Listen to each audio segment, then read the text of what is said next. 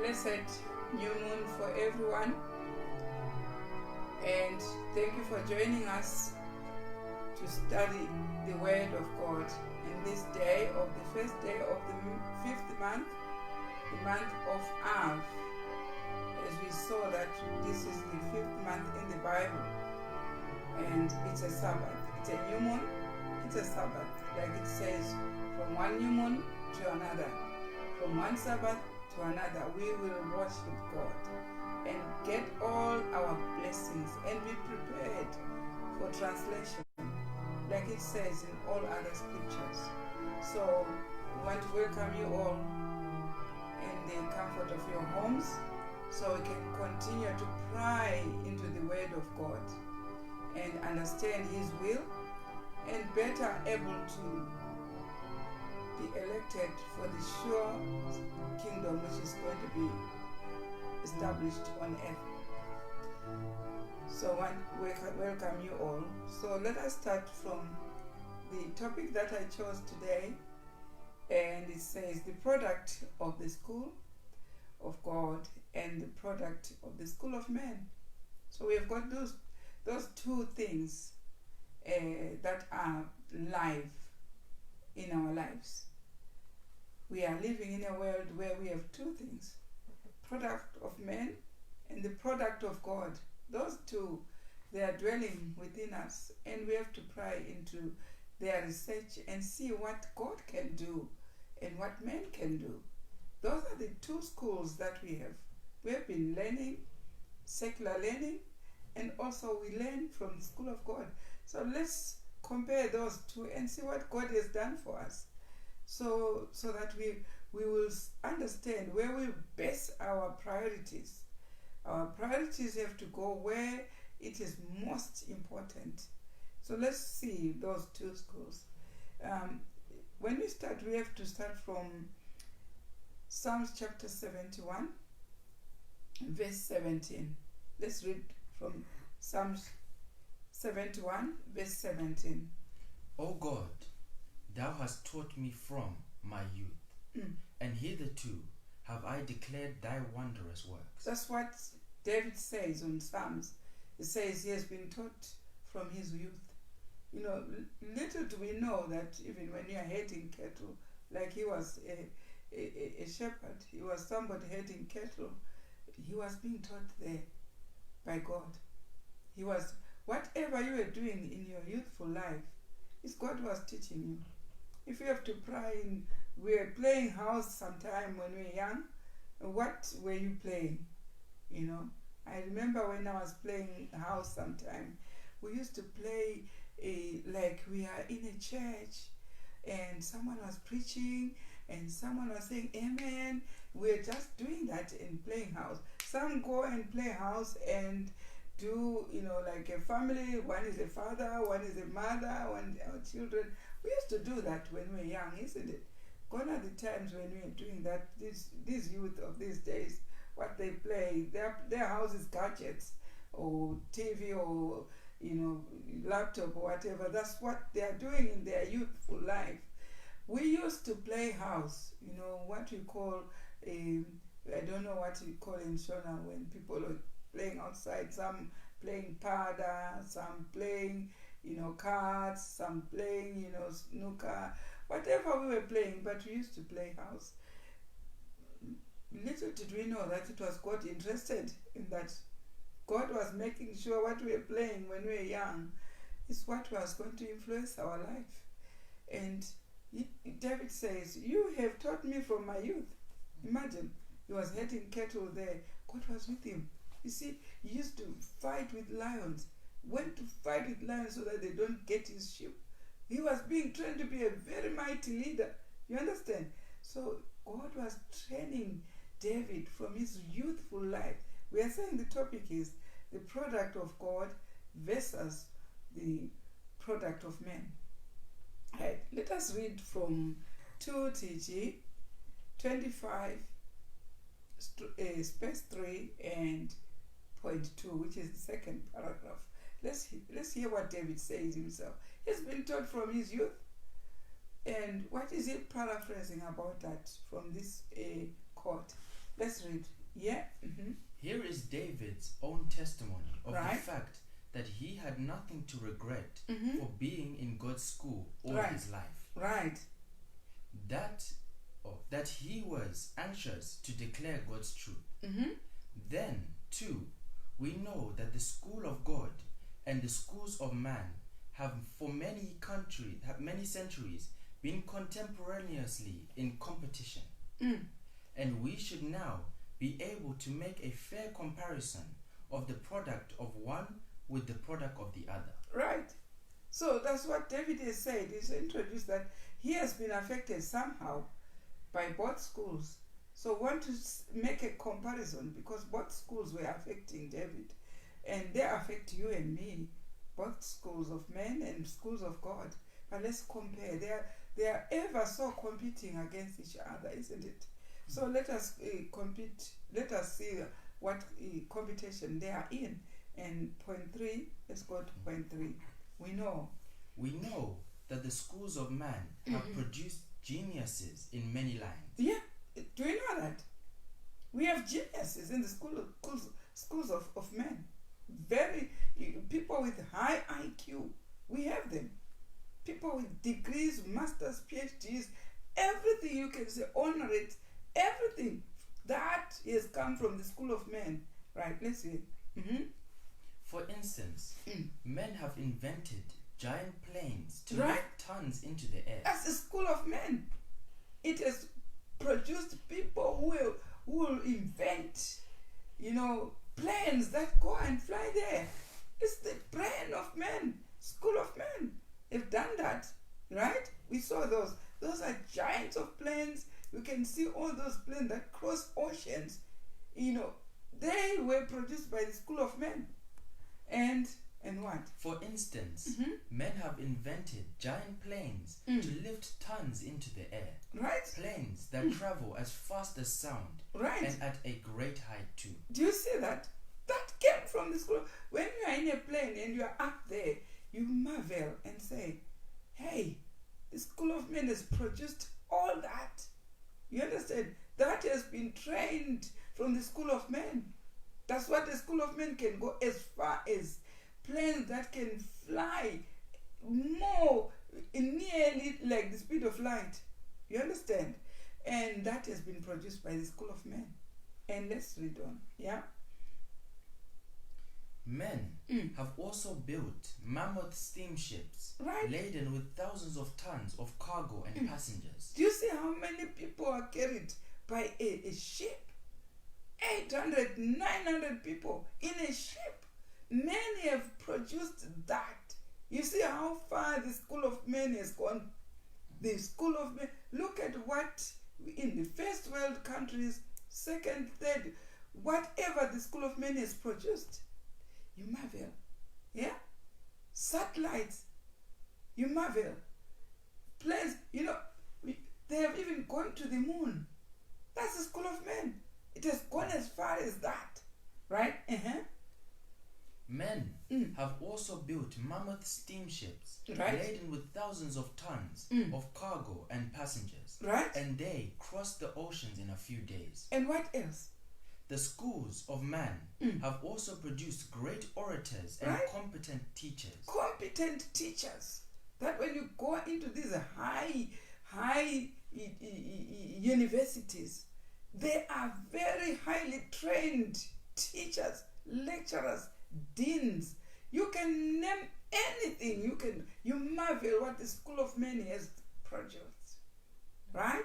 You can salute the school of men. It has produced all that. Right? And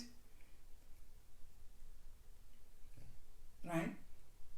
The schools of man have also produced great orators and competent teachers. Right? Men have done many things, and we give them the credit they deserve. They should get that credit for producing highly trained teachers in the universities. And anywhere you go, they train a pilot until a pilot is confident to fly a big plane in tons up there. No force of gravity to take the plane down. Let's salute them and give credit. Yeah? What the schools of man are doing, we well know. Right? But what do we know about the schools of God? Right. Let's go so give another glimpse to the school of God. Because we cannot just dwell on what men do. And let me tell you one thing, they've done wondrous things. The school of men has trained people. It has trained a lot. You can compare even the times of David or the times of Noah or the times of Adam. We have gone far too high. We have advanced.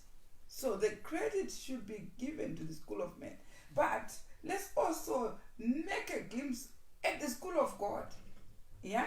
And do we know as much about them? Right? If not, why not? Why don't we know much about the school of God? Why? Do we know actually about the school of God? And if we don't know, why don't we know? We should be comparing the two. We should compare these two schools. Right? Let's go to the school of God. Yeah. Let us now take a fair survey of the product of the schools of God. Right. I shall start with the school which Enoch, the seventh from Adam, attended. Right. Let's start with Enoch. Right? Right. In the school of God, he learned some vitally important things. Right. To begin with, Right. Enoch learned to walk with God. In Genesis chapter 5 verse 22. Let's read from Genesis chapter 5 verse 22. That's the first thing this man learned. You know, if with all the knowledge about what we know about the school of men, we will combine the two, we'll be excellent. We will do so many wonders on earth. Compare the two. Compare the two. Yes, we can have two. We can be very highly trained in the secular schools, as well as highly trained in the school of God. We should combine the two. But if we base on one, then we become fools. That's what the Bible says. But there is a tendency to stick to the school of men and not even to look at the school of God. But let's start with Enoch in 5 verse 22 Genesis. And Enoch walked with God. That's the first thing Enoch learned in the school of God. He learned to walk with God. We are here on the day of the new moon. That's why the Bible says, these are they who walk with the Lamb, whithersoever he goeth. Where do you think the Lamb is today? Where do you think Christ is?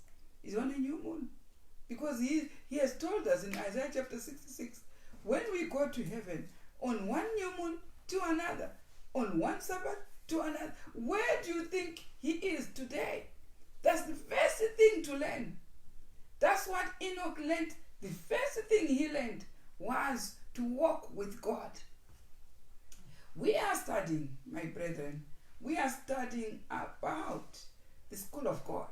The very first qualification, if you want to enter the school of God, is to walk with God. Right? To begin with, right? Enoch learned to walk with God. Right. Besides, to this very day, he holds the championship in aviation. He is the best pilot. When you are looking for the best pilot or the best champion in aviation, Enoch comes first. So you can talk about planes and everything, but there is one who did far much better than a pilot on earth. So he was produced from the school of God. He is a pilot from the school of God. Let's hear more about Enoch, yeah? Besides, to this very day, right, he holds the championship in aviation. Right? Enoch, took a flight, not 40, 50 or 100 miles up. I've seen sometimes when you're in the plane, especially when you're flying in the ocean, it goes more miles or more feet above sea level, more, so that it avoids turbulences. Sometimes it's 56,000. I've seen planes flying more with an altitude which is very, very high. but they never even came halfway to the altitude Enoch took. He did not even go 40 or 50 or 100 miles up, not even at 100 or 1,000 miles per hour. He did not do that. He did not do that. That's why I say he was the champion of aviation. How much miles did Enoch fly high? Let's hear, right? Enoch, took a flight, not 40, 50 or 100 miles up, not at 100 or 1,000 miles per hour, but up to an unspeakable height, right? And at an unspeakable speed, right? Yes, quickly he reached the throne of God. Have the schools of man produced so great a genius as Enoch? Have the schools of men produced somebody like that? Have they produced somebody who goes unspeakable miles up there, unspeakable speed? Because when you are flying, you find so much is the speed, so much is the height, so much is the whatever. But, and it's cold up there. It's really, really cold. It's a minus something. But Enoch took a flight to the throne of God. You see what the school of God produces? Somebody who flies higher than pilots. So I'm saying, we're comparing these two schools. The school of men has giants of pilots. But the school of God has an unspeakable champion who went right to the throne of God. They've even produced, those who go fly even to the moon. And these are champions. They get their great prize on earth. But they come from the school of man. But the school of God produced a person from the earth who flew to the throne of God. You see which one is best? Do you see which school is best? Yeah? You compare the two. The only qualification Enoch had was to walk with God. That was the very greatest. I've seen people saying much about their degrees, honorate in what, PhD in what, and A-level, some say A-level and whatever. He didn't have all that. He had one biggest qualification. He walked with God. Enoch walked with God. And that qualification only, he reached the throne. He was better than any pilot. He was the best champion in aviation. That's one we have compared. If you say the school of men is best because it has produced pilots, but let's see the school of God, it has produced a better champion who can fly even to the throne of God. Enoch walked with God until God took him. He flew from this earth to the throne straight away. Right? There, the school of men has been surpassed. Now let's compare another thing, right? Like Enoch, right? Noah too. Someone can say, okay, the planes, okay, altitude, there's so much to cover with the force of gravity. He couldn't fly. The planes cannot fly to the throne of God. Let's go to those who are aviating in the sea. We have these ship, biggest ones. Some are called by all those type of names to show how important they are. Princess, whatever. You can see all the names of the ship.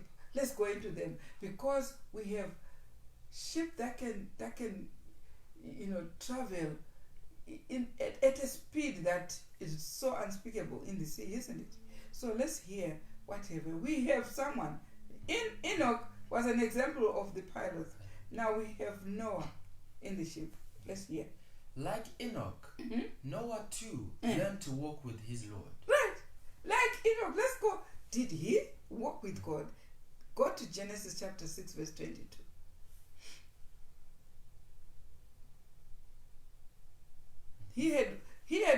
There is somebody who walked with God as well. Thus did Noah, right? According to all that God commanded him. Right. So did he. Right. So he walked with God according to everything that God commanded. God commanded that we should keep the new moon. Now, how many are keeping the new moon? So Noah did, right? Enoch did that, right? Commanded that we should keep the Sabbath. How many are doing that? So as long as you do what God has commanded you to do, you will be better off in the school of God. You can do anything. We saw Enoch went even to the throne of God just for walking with God. And now we are seeing another guy who's walked with God, who is now a better sailor. Let's hear. His boat building genius, right, is wholly a credit to the school of God. This is a genius. Who was in charge of that building of the boat? It was Noah. Because he was in the school of God. Right? And Noah's boat, was large enough and strong enough to house and carry a pair or more of every living creature on earth. Right? Including all necessary provisions for man and beast to last over a year. It stayed for over a year, that boat. Who can build a boat which will stay over a year immersed in water? You go to Genesis chapter 8, you find how much that boat spent. 40 days, 40 nights up there, but after the rain stopped, the boat still stayed immersed in water for a full year. And that boat was supposed to carry the whole world. Yeah? Though it carried only 8 people. But God had made a provision for the whole world. And animals as well.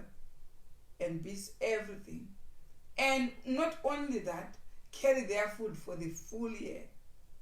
That is a genius to build such a boat. Yeah? Noah did that. And let's hear. His boat withstood the hardest storm of rain and wind right, the world has ever known. That storm which killed people, the boat wasn't touched. There was a terrible storm. There was a terrible rain outside there until people were immersed. The whole earth was immersed. But the boat survived. This is a genius who built such a boat from the school of God. Right?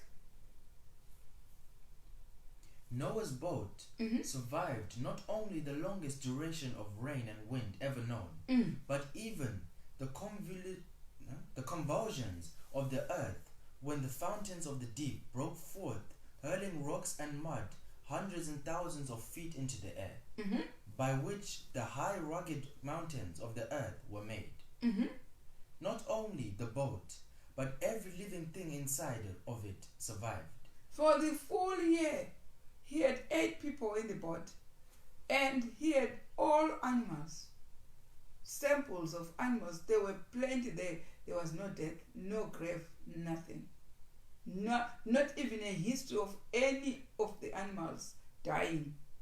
What a giant Noah was to secure all those people in that boat, and there was no grave, no nothing. They stayed for a full year inside the boat. What a genius from the school of God. Yeah. Not only the boat, but every living thing inside of it survived.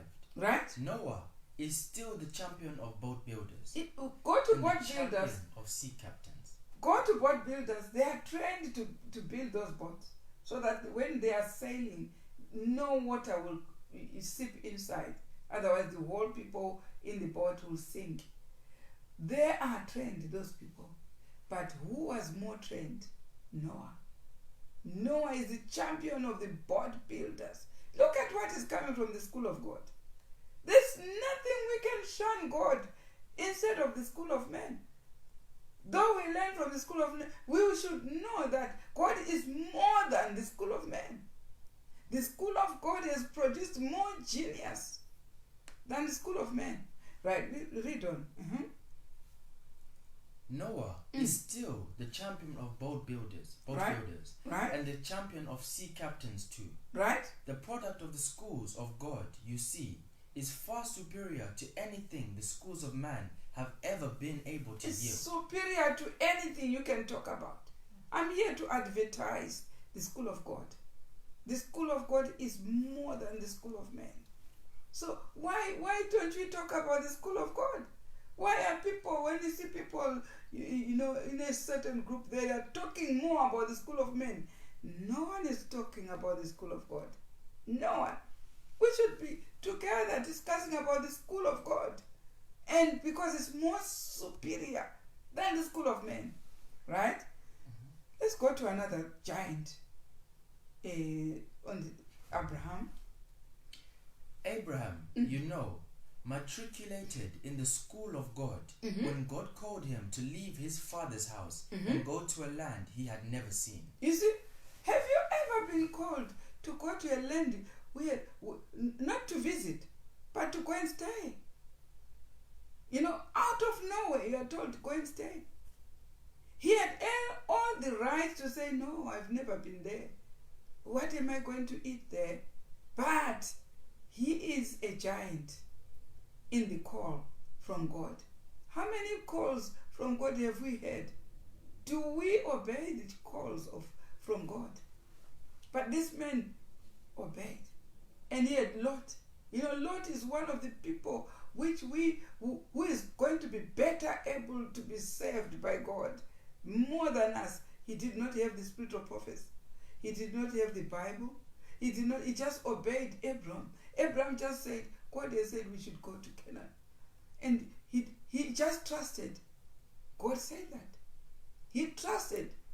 If it was you and me, would say, give me the spirit of prophecy.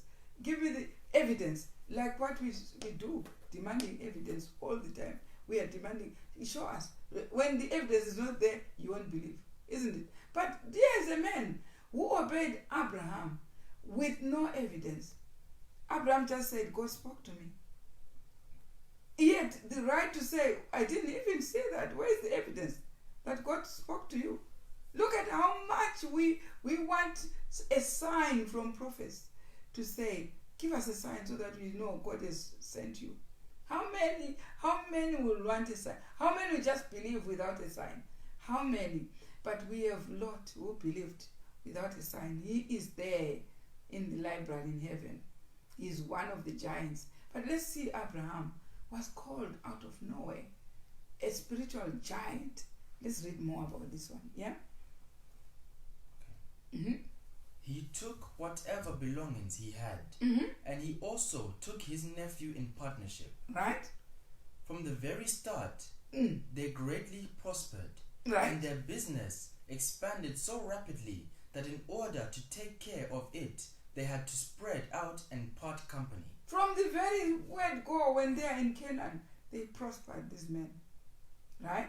Until they had to part, to say, you stay there, and I stay the other corner. You understand? Because of prosperity. Now, let's hear Abraham. Abraham took the hilly country. You remember when they were conversing, when you go to Israel, you find there's a part which is more plains. There's no hill, nothing. If you have to choose places, you choose that place. That's what Lot did. Lot did not say to Abraham, no, you are the one who was called. Go where you are called, and then you live whatever you want for me. But listen, he wasn't the one called, but he had to choose first. How many people do that? You are not the one, you are called to a wedding. You don't even know the people who are wedding, but someone say, come with me. And then you are the ones seen in the wedding, choosing more better place than the person who was called. This is what happened. This is what happened with Abraham. Abraham took Lot, and then Lot was to choose first. And what did he choose? He chose all the plains, all the nice places. What did he leave for Abraham? Hilly places. Can you plant anything in hilly places? He left all the hills for Abraham. And Abraham, trusting in God, knew something will come out from nothing. Right? Let's read.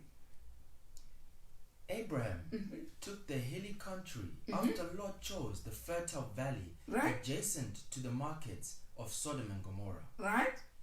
There Lot's family left the school of God and entered the school of man. Right. So the Lot's family started now. They left the school of God and entered the school of men. How did he enter the school of men? By considering the plains of Gomorrah and Sodom better than the hills. So what was the factor that influenced Lot? It was the school of men. Because he knew with the school of men, you can plant, you can enjoy where there are no hills. That's the school of men. But Abraham remained in the school of God. That's what we should. We should remain in the school of God in everything. Now we have sicknesses everywhere. We have people dying. Remain in the school of God. Remain. And when you remain in the school of God, all these troubles will be a bit lighter. Will be lighter. God will rescue. Here we have seen a man who left the school of God and went to the school of man. And you know what happened later to Lot. You know why Sodom and Gomorrah was destroyed, but the hilly places for Abraham were not destroyed. So let's learn from the school of God. It's better off to stay in the school of God than the school of men. Let's hear what happened. What happened, right? Okay. Lot's family left the school of God. Yeah. There, Lot's family left the school of God and entered the school of man. Right. Abraham, though, and his household remained in the school of God. Right. Learning how to make the hills pay good dividends. Right. Abraham became very rich in the hilly places. He became very rich. Right. But Lot very poor. Right. Abraham, you see, in the school of God, became the world's greatest businessman in his day. He was the greatest businessman in the world. Why? He had hilly places. He had all the disadvantages. But because he stayed in the school of God, Abraham is our giant. He plowed. He did have animals, sheep, everything. He was the richest guy on earth because he remained in the school of God. Right? He learned to make something out of nothing. Right?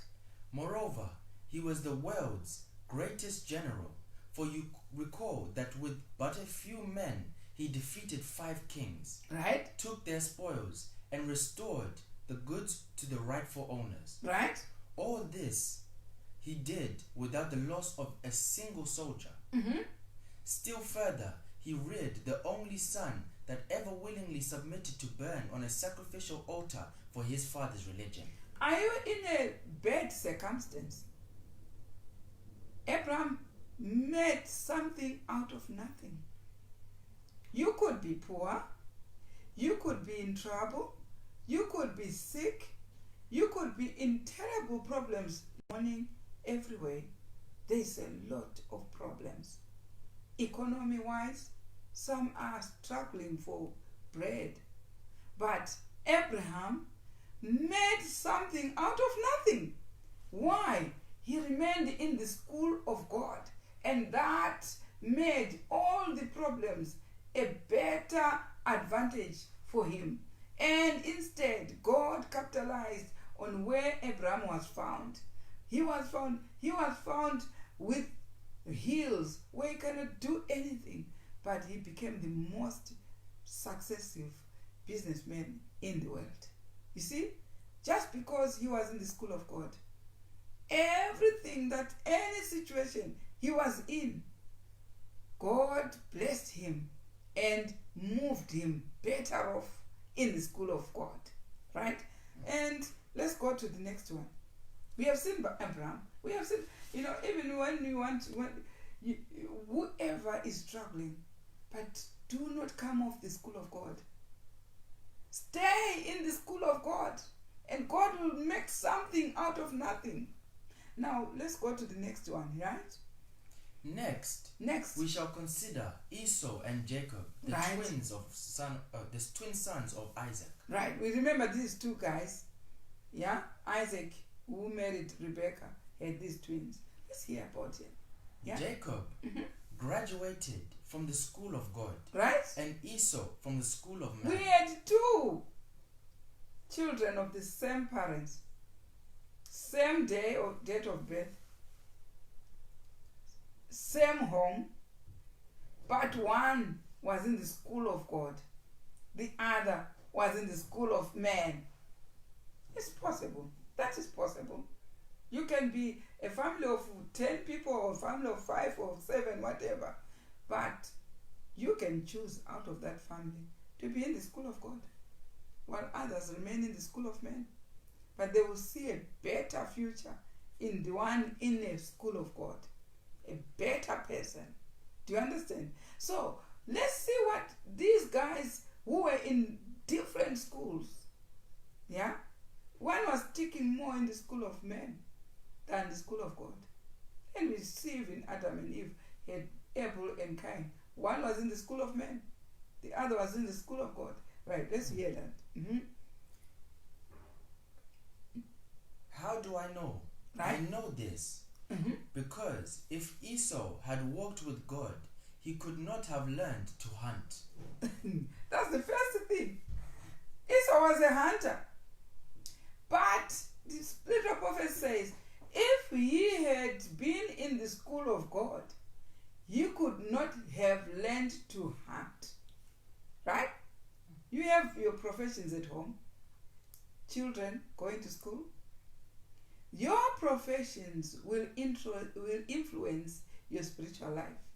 Whatever you will choose will influence your spiritual life. Some choose courses that will stop them worshiping God because they choose from the school of men, with a mind coming from the school of men. And some choose with a mind coming from the school of God. Professions that will stick them to the school of God. So it all depends on what you choose. You know, God says, remember the Sabbath. God says, remember the new moon. Is your school going to stop these days being reverenced? Then you know exactly where you are choosing your profession from. Is it the school of God or the school of man? Now you are better off choosing from the school of God than the school of man. Now let's hear these guys. His profession of hunting was coming from the school of man.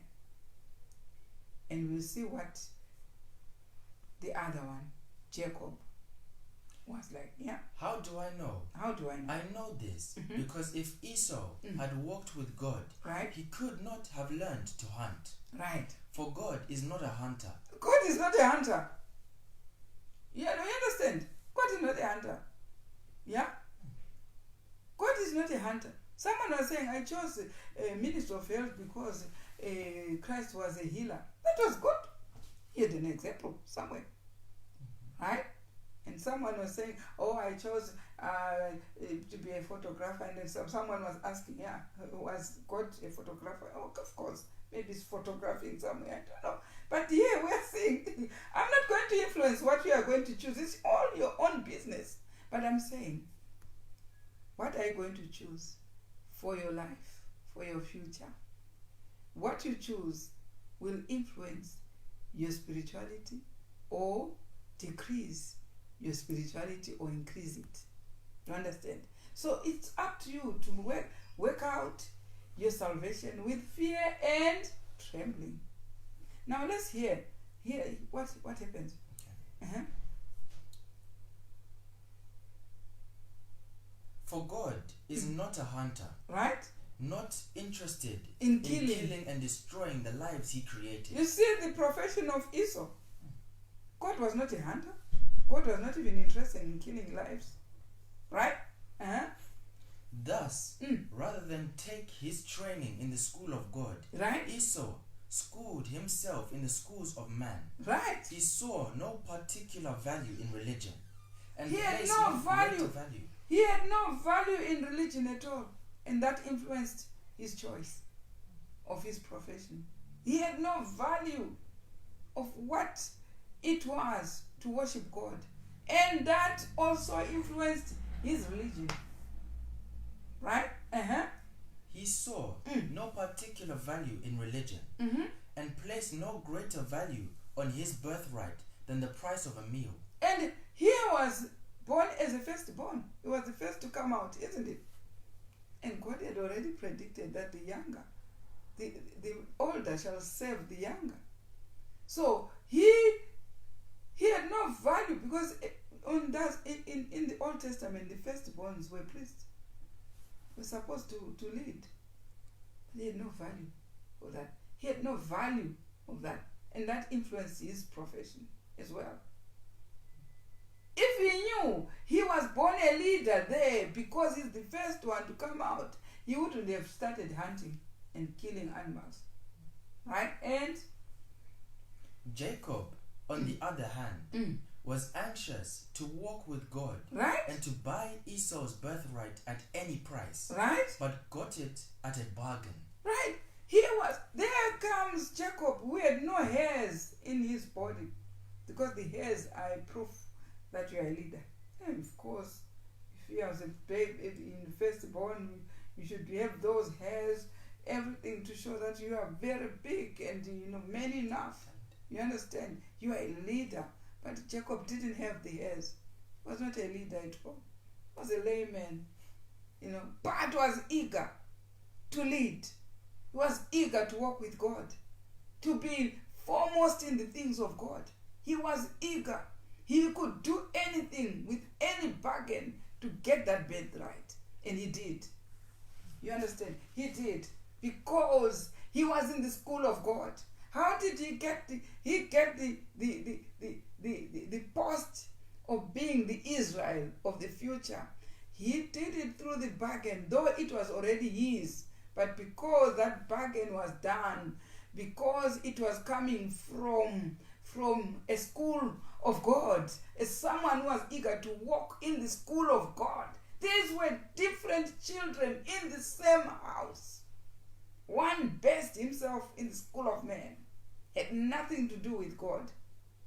And that even influenced his hunting animals and killing them.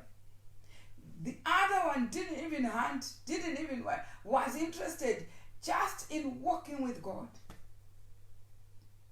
That he could even, when he was told to lead in the things of God, he could get that post, come what bargain he could. He bargained, he got it. He got it. That's the layman against this priest, Esau. Right? And let's go. And how do I know? How do I know for certain that Jacob walked with God? How do I know? Right?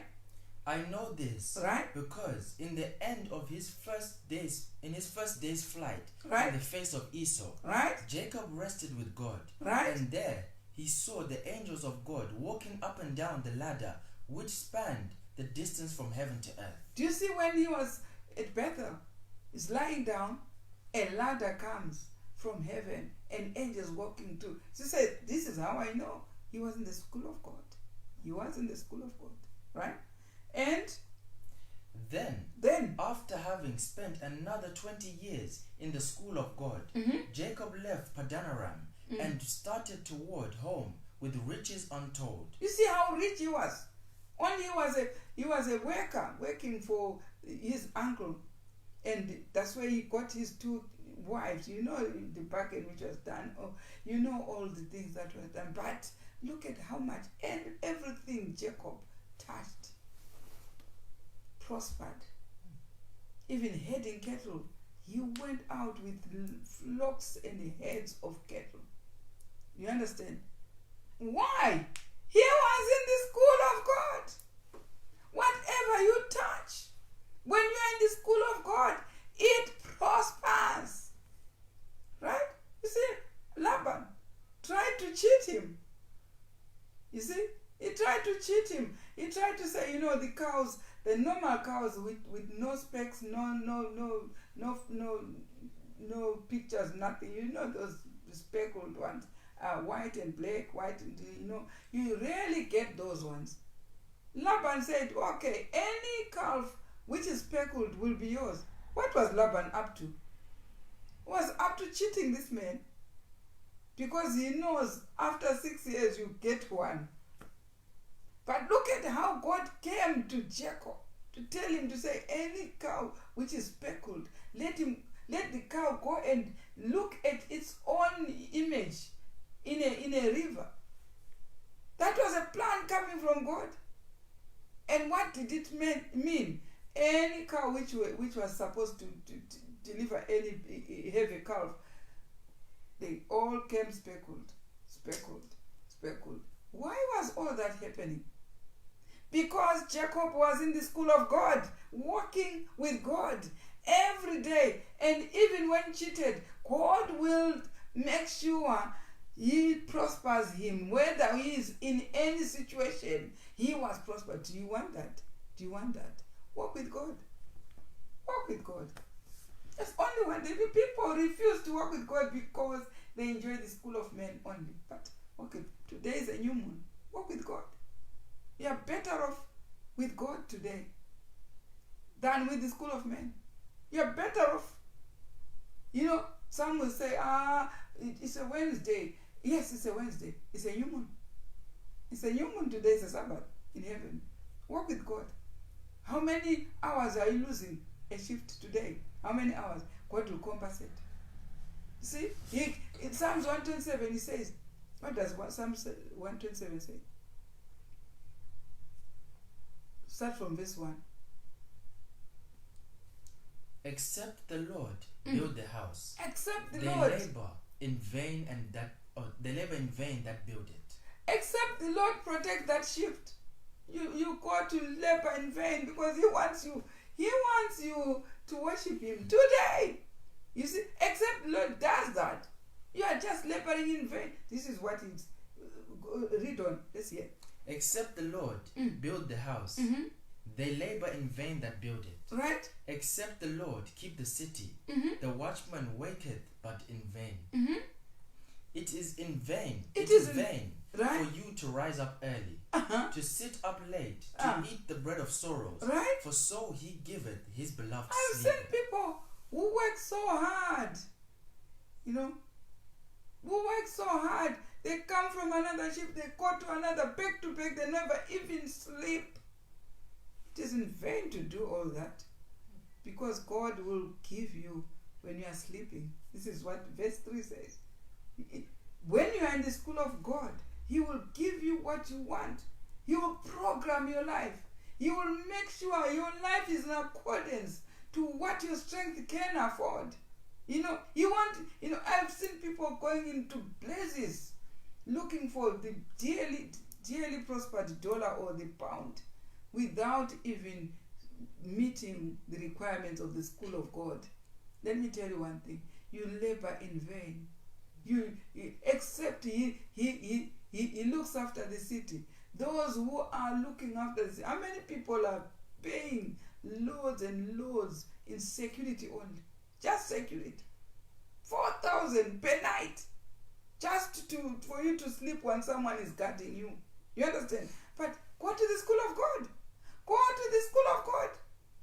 God will send angels, bulks, layers of angels to guide you, to safeguard you while you are sleeping. You understand? That's the school of God. We are saying products of school of men and products of school of God. How many people are just saying, my budget, the first budget is security. Next budget is this and that. Next budget. Go and do that in the school of God. And God will make sure the budget is less. Yet you have got so much security from above. God will keep you. God will keep you and protect you. You know? How many people are taking onion, garlic, and what? I've heard people steam yourself, yeah, which is good advice. You don't want corona, you go and steam yourself. You can do all sorts of things, but don't forget the school of God as well. The school of God is far superior in protection than all that. The school of God will protect you more. Don't base only on the school of men. Whoever teaches you to chew the onion or chew the garlic, chew the lemon, chew the what, but all those lemon, garlic, and what are coming from God Himself. So why not just go to the school of God? He will protect you. While you are doing that and chewing and everything, but He says, I will protect you. Keep all the principles that I've given you, and then you get the protection. That's what He says. If you do this, I will not accept any of these diseases to come near you. He says so. That's the school of God. Now let's go back to where we were reading, right? Okay. Mm-hmm. Then after having spent another 20 years in the school of God, Jacob left Padanaram and started toward home with riches untold. Although he had given 14 years of time and labor out of the 20 years in return, for which he received nothing but Laban's 2 daughters in marriage. Right. Jacob, you see, in God's school, learned how to turn poverty into well-paying business. Do you see? He was poor. If you see somebody who doesn't even have money for dowry, what you call lobola, just going to work at the father-in-law's house as poor, but when he went out, he was the richest businessman ever. He learned to turn poverty into well-paid businessmen. You understand? The school of God. Right, let's hear. Moreover, he not only made himself rich, but he made his father-in-law rich also. Laban was enjoying the labor from Jacob because he was made rich by this one. You know, we go to these companies working for them. Do we make them rich? Do we make those people we work for rich? Stay in the school of God. You will make them rich. Stay in the school of God. Then they will be rich. This is practically true. It is practical. By the time we finish this lesson, we should be knowing how to stay in this dark world. Let's concentrate in the school of God. We will enjoy life. We will enjoy our future. We will enjoy our parents, our children, our relatives. We will enjoy our presence because whoever we come across with, we will make that person a better person, a better person. You know, Jacob was in that Laban family, made that family well recognized, made the employer richer, you know, very rich. God made sure when he was blessing Jacob, he was also blessing the employer. Are your employers being blessed by your presence, or are they being robbed, or what? This is practically true. Let's stay in the school of God. And even the school of men will also be blessed. You understand? So let's not just concentrate in the school of men and ignore the school of God. It's far much superior and advanced than the school of men. Now read on, yeah? Moreover, he not only made himself rich, right, but he made his father-in-law rich also. Right. He learned how to work and how to save. Right. But he did not stop then. Right. He continued in the school of God. Right. And when in Egypt, his son Joseph. He did not do like the foolish people who, when God prospers them, they forget about God. No. He knew where the riches were coming from. The more richer he was, the more he was eager to serve God. The more I have seen people, after they have learned and they have doctorates and they have everything and are rich, they forget about God. Don't know. And they die poor after that. Life is too short. God is there to lengthen our short lives, because it gives us more, not even material blessings only, more life, protects us. More, he turns our brain into things that are worthy. We think of things that are constructive. Don't think of rubbish. That's the school of God. And here, read on.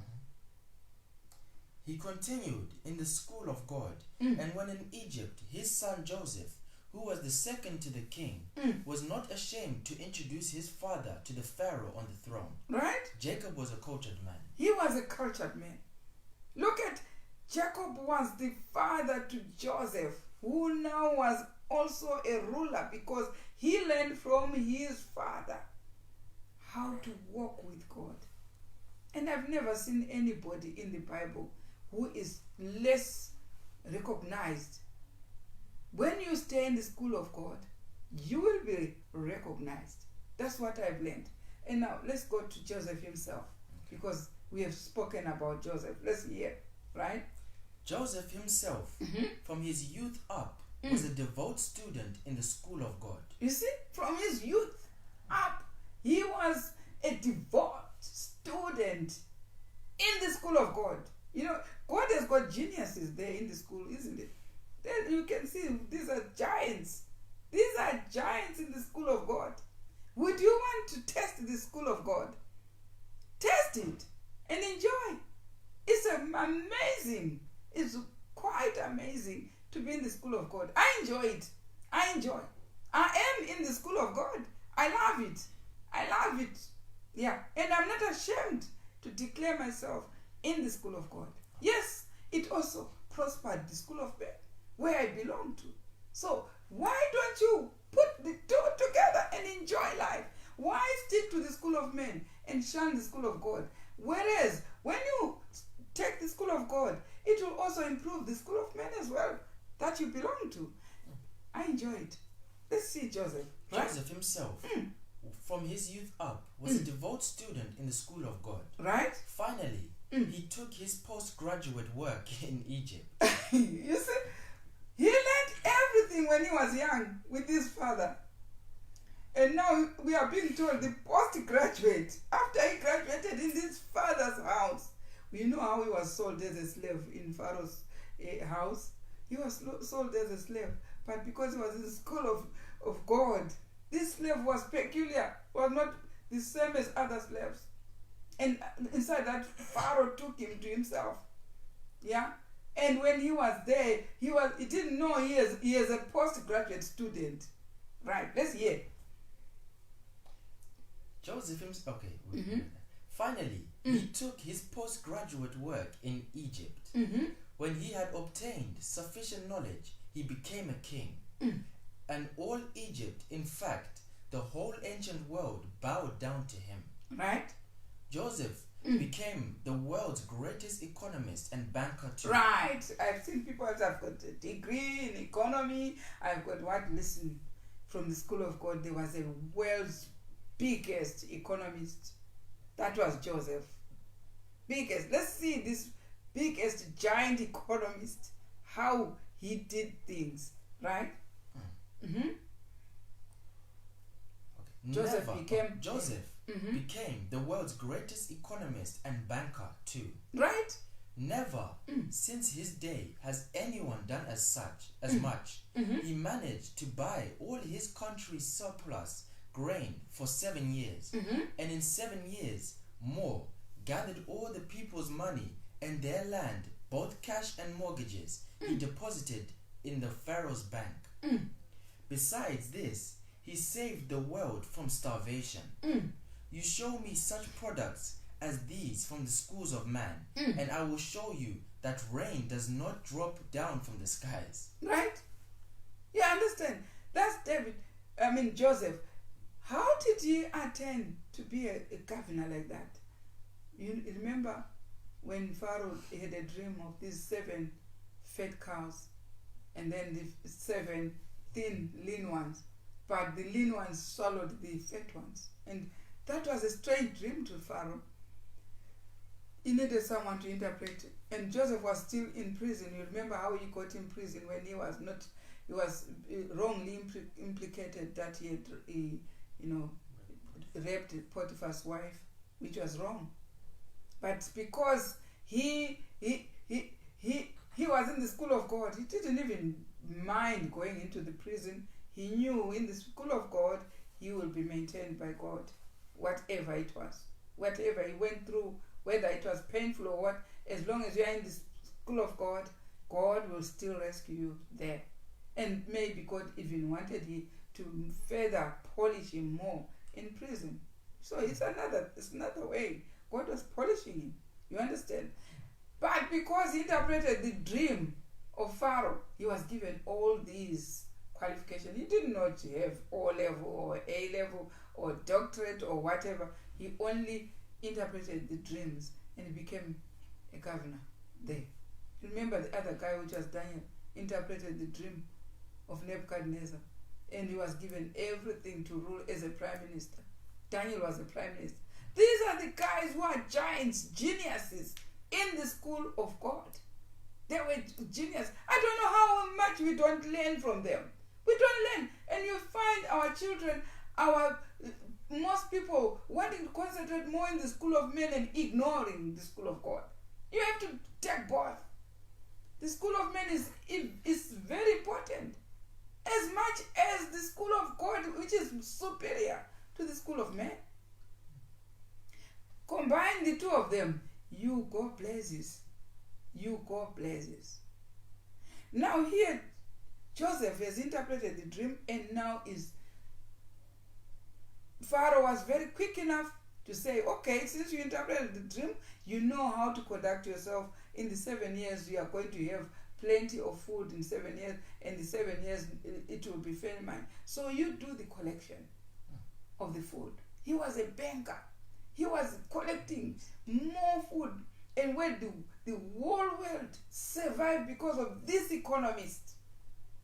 You understand? The school of God can produce an economist. Yeah. And let's go further. Let's see. Then there was Moses. Right? From his youth up to his 40s, he went both to the school of God and to the school of Pharaoh. Moses, you remember the story about Moses, right? And now he was in Pharaoh as Pharaoh's own child. So he had the right to go in any of the universities to get all those degrees. So he had the school of men. But he also had the school of God. He had combined the two. That's why I say you should combine the two. Don't stick to the school of men without the school of God. Right, what happened? With this dual education, he felt strong and capable enough to free the Hebrew nation from Pharaoh's brickyards. So he had dual education, degree, and the school of God. School of men and the school of God. But look at how capable he thought he was. He was combining the two. And he thought, now I'm capable to free the Hebrews. What did he do? He killed. Right. He started out by killing an Egyptian. Right. And then he fled the country. God, nevertheless, was not through with him. He took him to Mount Horeb, and there he made him 10 sheep. Why did God follow Moses? Because Moses was also in the school of God. Though he had the school of men, but he had the school of God. The school of men was influencing more because it caused him to kill. Do you understand? But God followed him because he was in the school of God as well. Right? There, while keeping sheep to make a living and to pay his tuition, he was unlearning Pharaoh's education. That's what he was doing. God allowed him to go there to Midian to unlearn all these school of men degrees. Right? And there, and there, in the school of God, he learned how to become the world's greatest emancipator, general, author, ruler, right? Educator, right? lawmaker, and right? prophet. And prophet. You see all those degrees he got from the school of God. Let's see. What was he? Emancipator, greatest emancipator. General. Emancipator general. 1. Author. 2. Ruler. 3. Educator. 4. Lawmaker. 5. And prophet. And prophet. Do you see what you can obtain from the school of God? All that he obtained from the school of God after unlearning all the degrees he got from Pharaoh. And when he was in Midian, he was heading cattle. He learned all those things to be a lawyer, a ruler, an emancipator general, someone who would write the whole 5 books properly. Imagine what he learned. Right. Let's hear. True. The schools of man have trained great minds, Right. and have produced great generals such as Eisenhower and Macarthur, for whom the United States and Great Britain build massive boats, giant guns, and other great armaments. Right. So we salute that. We salute, they've done great things, right? And Recruited great armies and navies. After many months of such preparation, in which millions of people participated, Eisenhower crossed the English Channel against the German superwar machine, and MacArthur returned to the Philippines and occupied Japan at the cost of billions of dollars and thousands of casualties. Wonderful accomplishments, indeed. But Moses, without gun, without plane, without boat, and without anyone at home to build and send supplies, freed Israel, led them safely across the Red Sea, and sank the entire Egyptian army. Without gun. Those who were pursuing him, they all were swallowed in the Red Sea. Without gun, without machine guns, without casualty, without supplies coming from anywhere. What happened? Those who were pursuing him, they were all swallowed by the Red Sea. Look at what you obtained from the school of God. And what? Moses, Right? he did all this without a gun or No arrow, gun, no arrow, without ship no or ship, plane, no at plane, the cost of neither man nor beast. nothing. He had no casualty. If you were to think of doing what Moses did, you could order a lot of ammunition, order a lot of things, but he just crossed with the Israelites in Red Sea, and those who were pursuing him always swallowed. He didn't even have a single strain, nothing, not even an arrow, not even a bow. But who did it? The author of the school of man. It's God. You see how God fights our problems. We don't even have to help him in any way. He fights our enemies without us. You understand? So the product of the school of God has a lot of advantages. And what? He had no casualty. No casualty. Where among the products of the schools of man do you find? Where among the products of the schools of man do you find the equal to this? If they go to war, the products of the school of men, they will have casualties. Even if they win the war, they will have. Moses was at war with this army which was coming after him, and the lords of the Hebrews he was carrying out of the Red Sea. Not even one shed blood. Now that's what the school of God can produce, right? Schools of men. The schools of man have produced great orators too. But John the Baptist, while still in his youth, by his oratory attracted all the cities and countrysides of Judah, notwithstanding that many had to walk to get there, and all poor and rich alike had to sit on the bare grounds for hours. Multitudes went out in the desert to hear him in the open field, and the apostles, though mere fishermen, in a little over 3 years in the school of Christ, became the greatest preachers the world has ever known. Right? They only of all the preachers ever since hold the record of converting 3,000 souls from Judaism to Christianity with but one sermon. One sermon he preached on the day of Pentecost, Peter, the Apostle Peter. How many people were converted on that day? 3,000. You read that in the book of Acts chapter 2. You find 3,000 after the day of Pentecost was converted in that day. You see, the apostles. Who had baptized them? John the Baptist did that in the desert with no building, with no what? He had not even a single church. Nothing. He was a voice in the wilderness. But look at the job that he started. And today we are saying, Peter or Stephen or these disciples, they were only trained for 3 years, 3.5 years. And look at how much, when they preached, 3,000 people, 3,000 were baptized. Greatest preachers ever. Now, next paragraph. Mm-hmm. Time will fail me to speak of others, of Joshua and of Caleb, Right? of Daniel Yeah. and the 3 Hebrews, Right? of Samson, Right? of David, Right? of the prophets, Mm. and of many others, even as far down as our day. Right? It is a fact, though, that what the school of God can produce, the school of man cannot equal. Right. The school of men will not equal what the school of God can produce. Why are we shunning the school of God? Why are we not listening to the school of God? The school of God is there ready for anyone willing to walk with God. And when we walk with God in the school of God, we produce loads of wonders. Whatever walks of life we come from, poor or rich, educated or unlearned, the school of God will furnish a bumper harvest of what you can do.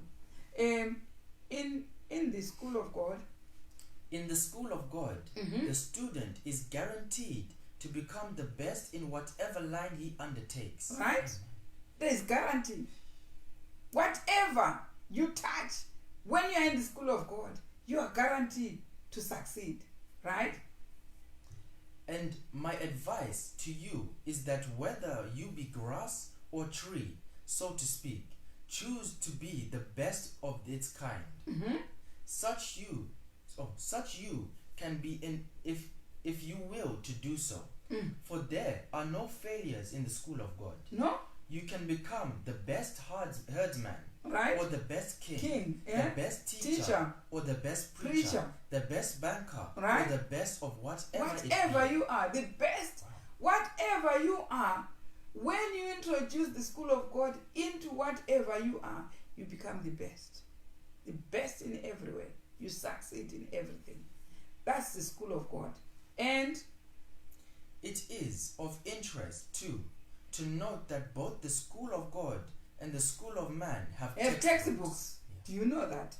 The school of God and the school of men have textbooks, right? One has the books of men, Mm-hmm. which need be renewed year by year. Editing every year. That's the school of men. You see this version or this what version, or even the X chapter 2015, or after 2015 you have X chapter 2020. It's editing every year. That's another school, which is the school of men. It has books that need editing. Listen, right? The other is the book of God, right? in which no one has yet been able No to one improve. who is able to edit the Bible. Don't add, don't reduce. So this school of God has got one book from the time of Moses to the time of the coming of Christ. No editing, no yearly editing. Is it true? Right? Mm-hmm. The letter is the first and best. There has never been the like and never will be. There have never been anything. Even when a thief comes into my house, he can steal all these chairs and phones and everything, but won't steal the Bible. That's a book which is the best. Not even a thief can steal it. Not even anywhere. Where you go, whether you go in a hotel, you find the Bible will be there. Where you go, whether you go to court, they will make sure you hold the Bible. That's the best book from the school of God. Do you understand? But in the other school of men, the books are edited every year. So, which one is the perfect one? Right? Mm-hmm. The school of God does not teach only from its textbook, not merely in the schoolroom. It teaches the practical as well as theoretical. Do you understand? The school of God, you need both the practical. And when you say, do not kill, you have practically not to do it. when you say keep the Sabbath, practically you have to do it. You know the theory and you do the practice. So the school of God has both the practical and the theoretical. Now, let's hear. Mm-hmm. The practical, of course, most men dislike. Right. And some would That's not why we take say from practical one training. new moon to another, from one Sabbath to another. Isaiah chapter 66 says that. I say today is a new moon. The practical, most people don't like it. Where are the new moons? Where are they? Because it says in Isaiah chapter 66, from one new moon to another, we will be assembling. From one Sabbath to another. And we find people assembling on Sabbath only. But what about the new moon? Let's read from Isaiah chapter 66. Does it say only Sabbath? Isaiah 66 verse 22.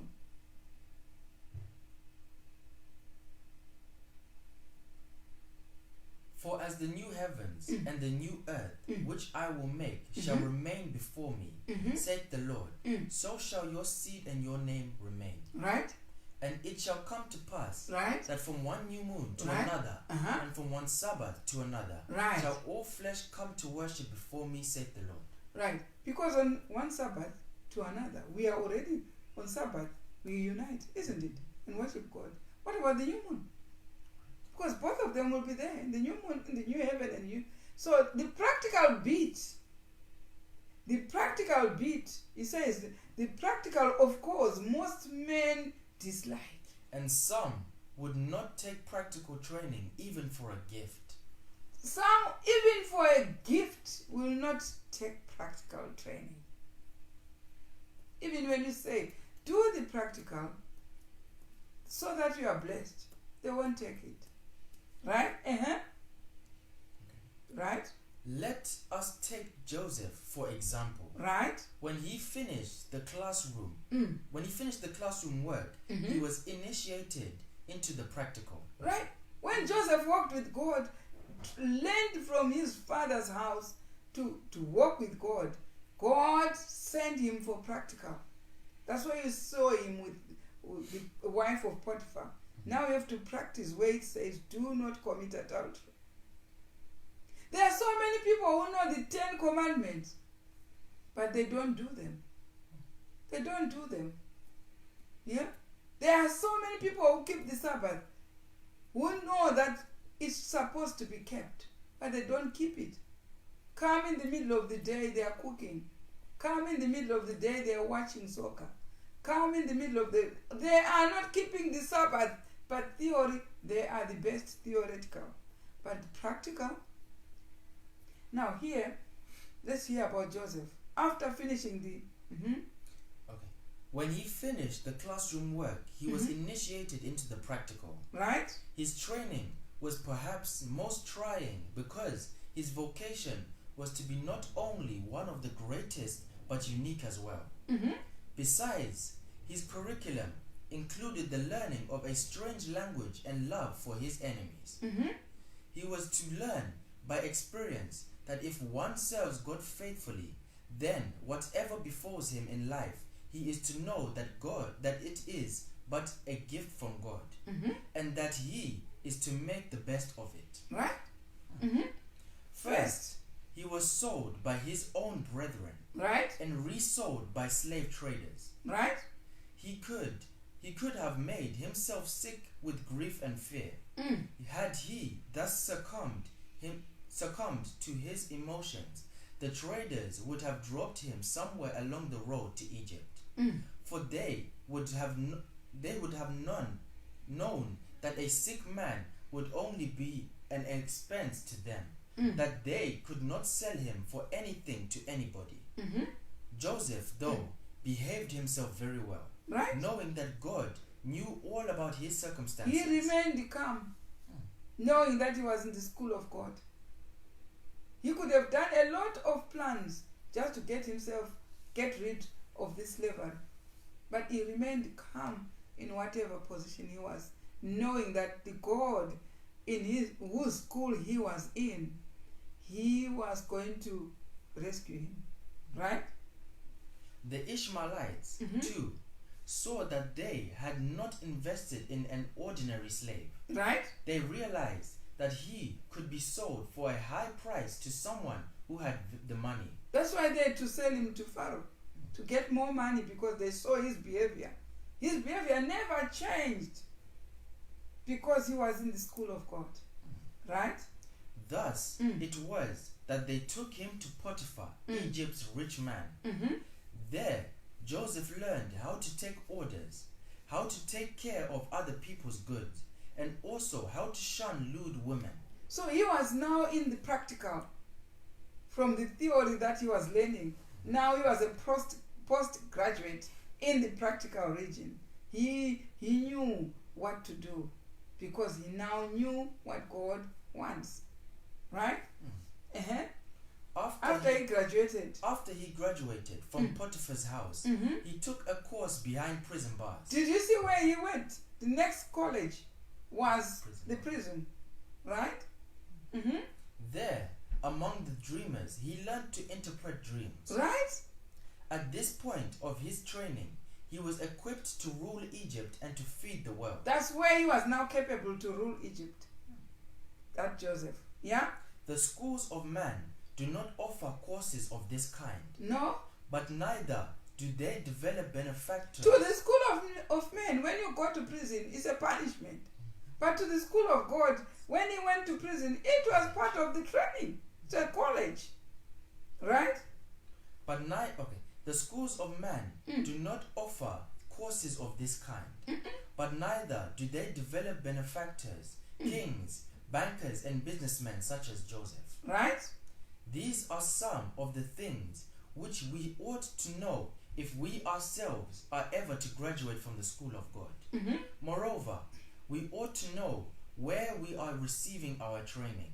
For it is possible that we might be in the school of self while we presumptuously think we are in the school of God. Right? How can we know for sure in what school we are getting our training? Right? To be in the school of God, we must walk with God. We must walk with God. If we want to be in the school of God, we must walk with God. Right? And how can we know that we are walking with God? How can we know then that we are walking with God? I am sure that if we go to places where God would not go, and like if we first, are you going to places where God forbids? Make sure where you are, God allows you. That's the first thing. Next, what is it? And if we work where God would not work. If you work where God will not work. Yeah, there are places where God will never work. Right? Then, rather than walking with God and learning from Him, we would be walking with the devil and receiving training from him. Right. Are you sure where you work, God will allow you to work, or God will work there? If not, then who is training you there? Right? And how? How can we know that the work we are doing is the work of God would have us? How can we know that the work we are doing is the work God would have us do? How do we know? It is certain. It is certain. God would not build instruments to kill regardless of the pay. Mm-hmm. That He would not work as something that the devil works at. Mm-hmm. Neither would He go into partnership with one who is not walking with God. I have seen some people having partnership with someone who is not even after God, who does not have anything to do with God. That's some of the feelers that we are getting from this writer here, right? The question naturally arises. Mm-hmm. Should we work for men or should we work for God to make a living? Mm-hmm. If God has a work for you to do, then you cannot go to work for men and yet expect to receive God's approval. Mm-hmm. But if God has not something for you in His workshop, so to speak, it is obvious that He would have something for you in someone else's unobjectionable work. Sure. Right. So God should allow you to work somewhere. Right?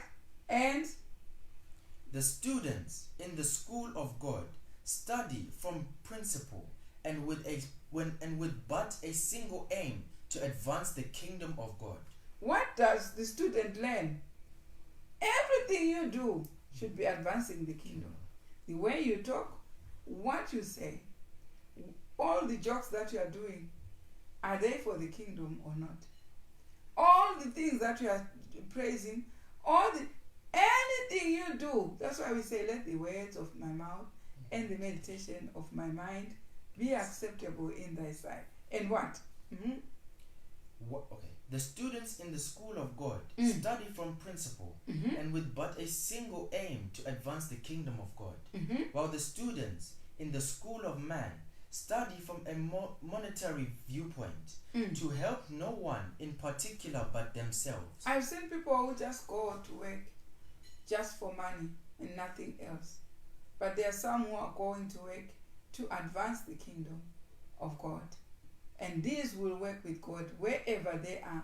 They are talking, they are smiling, they are acting in accordance to God, in accordance to the kingdom which is going to be established, in accordance to the workshop where they are. They are in the school of God, yet they are working in the school of men, while following the principles in the school of God. And this alone will make sure you progress in life. When you compare the two products, the product from the school of men and the product from the school of God, you will enjoy working wherever you are with the principles from the school of God. Why can't we uphold the school of God? Principles in the school of God. Why do we marvel only to those that are coming from the school of men without attaching to the school of God? We need the school of God superior most to the school of men. We have the school of men, but our focus and priorities should come from the school of God. May God bless us as we compare the two and stick to what God wants and stick to the school of God until the kingdom is established. Thank you for listening.